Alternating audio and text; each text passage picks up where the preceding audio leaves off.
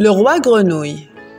Dans des temps très anciens, alors qu'il pouvait encore être utile de faire des vœux, vivait un roi dont toutes les filles étaient belles. La plus jeune était si belle que le soleil, qui en a cependant tant vu, s'étonnait chaque fois qu'il illuminait son visage. Non loin du château du roi, il y avait une grande et sombre forêt. Et dans la forêt, sous un vieux tilleul, une fontaine. Un jour, il faisait très chaud. La royale enfant partit dans le bois et s'assit au bord de la source fraîche. Et comme elle s'ennuyait, elle prit sa balle en or, la jeta en l'air et la rattrapa. C'était son jeu favori. Il arriva que la balle d'or, au lieu de revenir dans sa main, tomba sur le sol et roula tout droit dans l'eau. La princesse la suivit des yeux, mais la balle disparut. La fontaine était si profonde qu'on n'en voyait pas le fond. La jeune fille se mit à pleurer de plus en plus fort. Elle était inconsolable. Comme elle gémissait ainsi, quelqu'un lui cria « Pourquoi pleures-tu, princesse, si fort qu'une pierre s'en laisserait attendrir ?»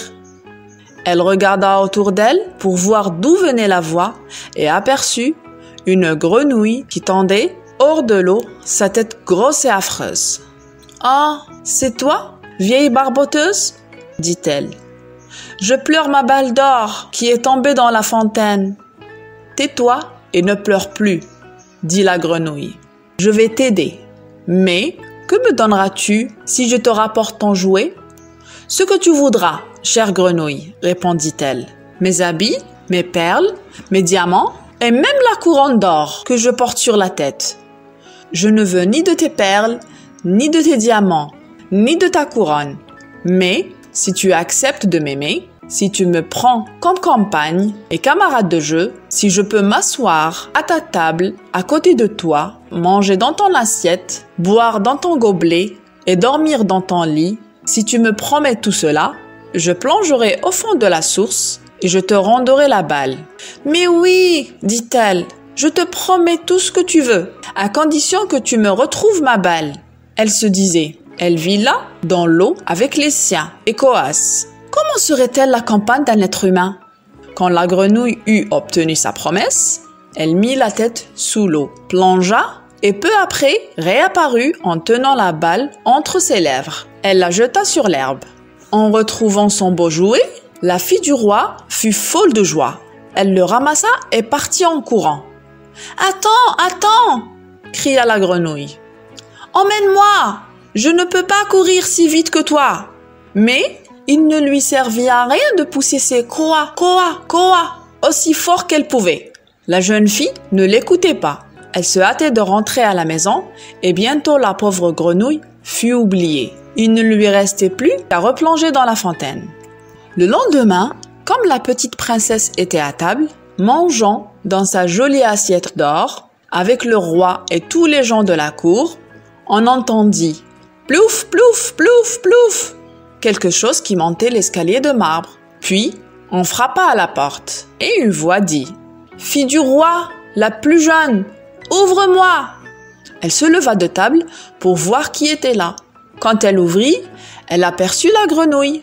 Elle repoussa bien vite la porte et alla reprendre sa place. Elle avait très peur.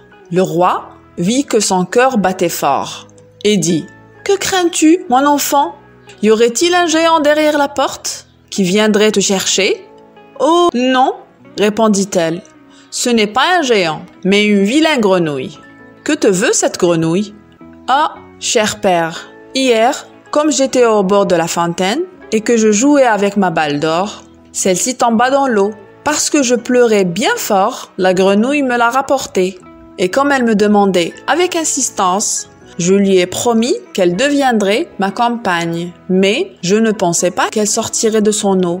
Et voilà qu'elle est là, dehors, et veut venir auprès de moi. » Sur ces entrefaites, on frappa une seconde fois à la porte. Et une voix dit « Fille du roi, la plus jeune, ouvre-moi !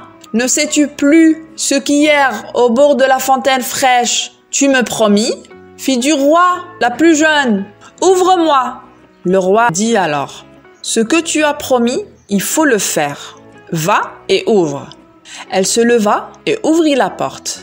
La grenouille sautilla dans la salle, toujours sur ses talons, jusqu'à sa chaise. Là, elle s'arrêta et dit « Prends-moi auprès de toi. » La princesse hésita, mais le roi lui donna l'ordre d'obéir.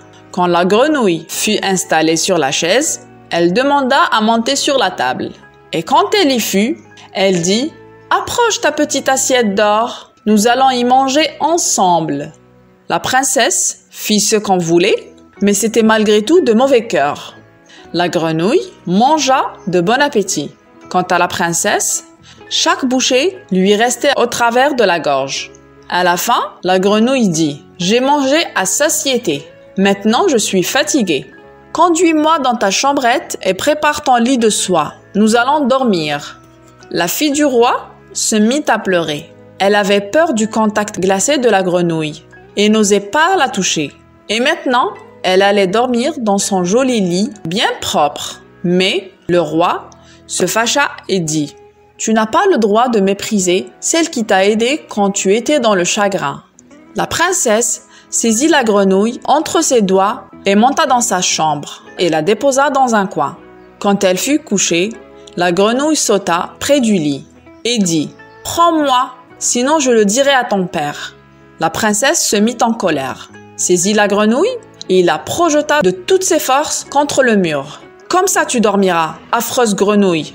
Mais quand l'animal retomba sur le sol, ce n'était plus une grenouille. Un prince aux beaux yeux pleins d'amitié la regardait. Il en fut fait selon la volonté du père de la princesse. Il devint son compagnon, aimé et son époux.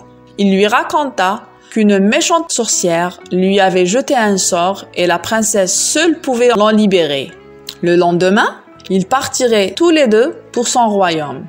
Ils s'endormirent et au matin, quand le soleil se leva, on vit arriver une voiture attelée de 8 chevaux blancs. Ils avaient de blancs plumés sur la tête et leur harnais était d'or. À l'arrière se tenait le valet du jeune roi. C'était le fidèle Henri. Il avait eu tant de chagrin quand il avait vu son seigneur transformé en grenouille, qu'il s'était fait bander la poitrine de 3 cercles de fer pour que son cœur n'éclatât pas de douleur. La voiture devait emmener le prince dans son royaume. Le fidèle Henri l'y fit monter avec la princesse et s'installa de nouveau à l'arrière, tout heureux de voir son maître libéré du mauvais sort. Quand ils eurent roulé pendant quelque temps, le prince entendit des craquements derrière lui, comme si quelque chose se brisait. Il tourna la tête et dit « Henri, est-ce l'attelage qui brise ses chaînes ?»« Non, Seigneur, ce n'est pas la voiture, mais de mon cœur l'une des ceintures. Car j'ai eu tant de peine quand vous étiez dans la fontaine, transformé en grenouille vilaine. » Par 2 fois encore, en cours de route, on entendit des craquements et le prince crut encore que la voiture se brisait. Mais ce n'était que les cercles de fer de fidèle Henri, heureux de voir son seigneur délivré.